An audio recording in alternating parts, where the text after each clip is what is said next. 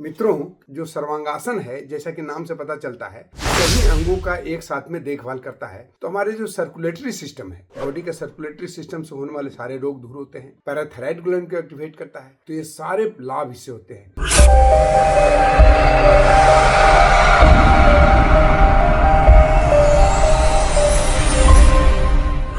मित्रों, द्वापर युग में भगवान कृष्ण ने दुष्टों, दुराचारियों, विधर्मियों को सर्वनाश करने के लिए अवतरित हुए थे। उसी तरह से आज के समय में ऋषि मुनियों ने एक ऐसे आसन का आविष्कार किया है, एक ऐसे आसन का प्रादुर्भाव किया है जो कि हमारे शरीर में जितने सारे विजातीय तत्व हैं उस सभी को बाहर करके और शरीर के सभी अंगों को स्वस्थ करते हैं। इसका नाम है सर्वांगासन। जैसा कि इस आसन के नाम से सुनाई पड़ता है कि सभी अंगों का आसन है। इसमें हमारे सारे अंगों को एक्टिवेट किया जाता है और सारे अंगों से में होने वाली बीमारियों को ठीक किया जाता है। तो दोस्तों, मैं इस जो सर्वांगासन है, जैसा कि नाम से पता चलता है कि सभी अंगों का एक साथ में देखभाल करता है। तो इसमें कौन कौन से अंग हमारे मुख्य रूप से देखे जाते हैं? तो हमारे जो सर्कुलेटरी सिस्टम है, बॉडी के सर्कुलेटरी सिस्टम से होने वाले सारे रोग दूर होते हैं, जैसे कि हाई ब्लड प्रेशर इत्यादि। उसी तरह से इसमें थायराइड ग्लैंड्स को एक्टिवेट करता है, पैराथायराइड ग्लैंड को एक्टिवेट करता है। थायराइड ग्लैंड को एक्टिवेट करने से हमारे जितने सारे प्रॉब्लम्स हैं, जो कि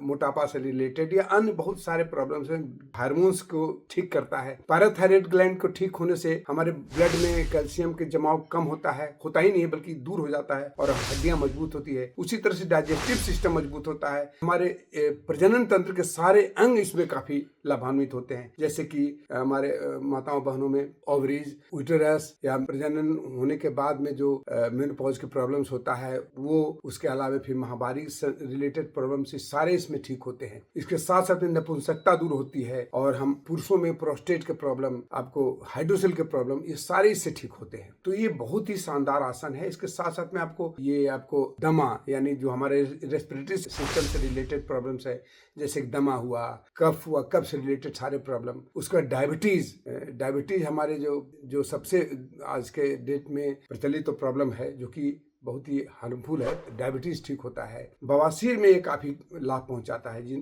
हमारे चूंकि गुरुत्वाकर्षण की शक्ति नीचे की तरफ खींच करके आपके एनस के मसल्स को ढीला करता है, इससे हमारे प्रॉब्लम्स दूर होते हैं। स्त्रियों में ल्यूकोरिया का प्रॉब्लम ठीक होता है।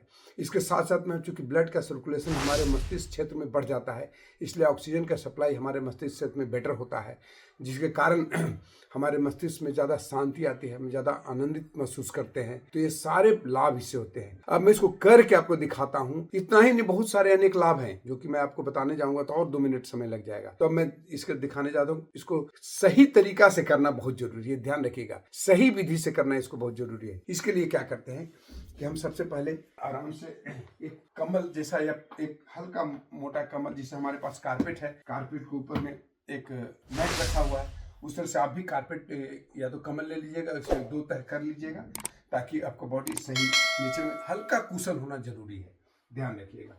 उसके बाद क्या करेंगे कि आराम से ऐसे लेट जाएंगे उस कारपेट पर। दोनों हाथ के हथेलियों को नीचे इस तरह से करेंगे। आप दोनों पैर को आपस में पहले मिला लेंगे। इसके पहले अब देखना है कि पूरा बॉडी का अलाइनमेंट सही है, जैसे कमर, गर्दन, सर, पैर एक सीध में होना चाहिए, ये बहुत जरूरी है।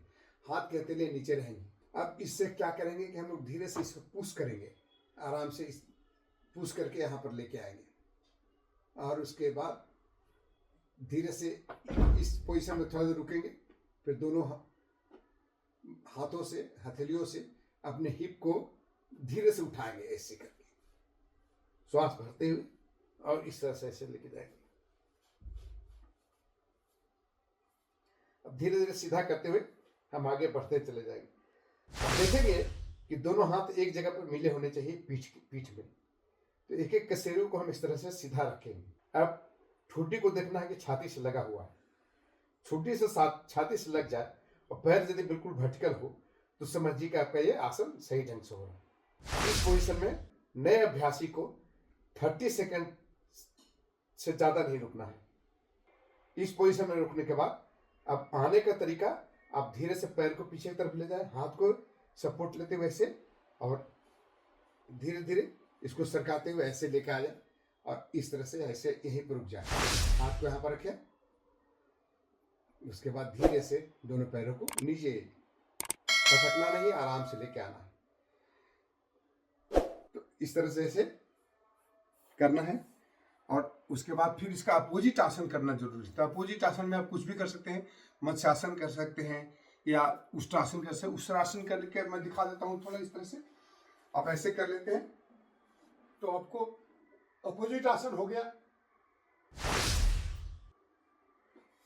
ये आसन भी बहुत महत्वपूर्ण है, अपोजिट आसन हो गया। हाँ, अभी जो सावधानियां जो बताना था वो बहुत जरूरी है। जिनको कंधों के प्रॉब्लम है, कंधों में दर्द है, गर्दन में दर्द है, जिनको हार्ट का प्रॉब्लम है, या जब आपको ब्लड का प्योरिफिकेशन, किसी तरह से ब्लड में अशुद्धियां हैं आपको जी कहीं पता चल जाता है, या फिर महामारी के दौरान इसको नहीं करना है। इसी तरह से आप हृदय रोग में जिनको बहुत ज्यादा प्रॉब्लम है, जो हार्ट का ऑपरेशन कराए हैं, उनको ये नहीं करना है। तो ये सारी छोटी छोटी सावधानियां इसको देख लें और फिर इस तरह से करें। यदि आंख के नसें कमजोर हैं, मस्तिष्क की नसें कमजोर हैं, तो इसको करना ठीक नहीं है। तो दोस्तों, इसको अच्छे से समझ लीजिएगा, अच्छे से करिएगा। धीरे धीरे प्रैक्टिस करना है। शुरुआत में आपको 30 सेकंड तक करना है, और जो पुराने साधक हैं इनको बढ़ा करके इसको 2 से 3 मिनट तक ले जा सकते हैं, इवन 5 मिनट तक भी किया जा सकता है। फायदे बहुत हैं इसमें। इतना तक कहा गया है कि यदि आप इसको लगातार करते हैं तो आपकी आयु 150 से 200 साल तक हो सकता है। तो इसको एक तो ग्रंथ में यहाँ भी कहा गया है कि यदि इसको एक याम तक, यानी यदि 3 घंटे तक प्रतिदिन करते हैं तो आदमी की मृत्यु पर भी विजय प्राप्त कर सकता है। तो दोस्तों, ये वीडियो कैसा लगा इसको कमेंट करिएगा, लाइक करिएगा और इस चैनल को सब्सक्राइब करिएगा। बहुत बहुत धन्यवाद। जय।